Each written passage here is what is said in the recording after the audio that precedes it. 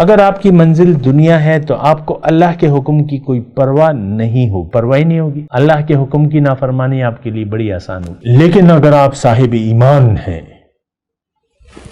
اور آپ کی منزل اللہ ہے، آپ کا محبوب اللہ ہے، تو اللہ کے حکم کی نافرمانی یا اس کی ناراضگی ایک بہت بڑا پہاڑ ہوگی.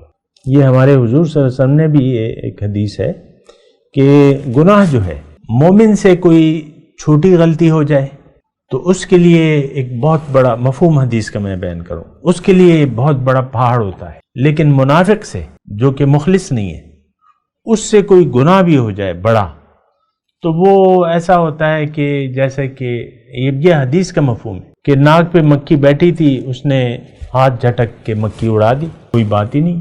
یعنی اتنا یہی حیثیت ہوتی ہے. منافق کی نظر میں اللہ کی نافرمانی یا گناہ کی حیثیت یہ ہوتی ہے، بس معمولی سی مکھی بیٹھی تھی، اس نے وہ اڑا دی، بس بات ختم ہو گئی، پاک ہو گیا. لیکن مومن جو ہے، اس کے لیے ایک پہاڑ ہوتا ہے، ایک کوہ گراں ہوتا ہے، اور وہ اس کو پل چین نہیں آتا جب تک وہ گناہ اپنے رب سے معاف نہ کرا لے. جو بھی طریقہ کار ہے، یعنی نادم ہونا ہے، پھر اس کی اصلاح کرنا ہے اور مغفرت طلب کرنی ہے، یہ ساری جو بھی ہے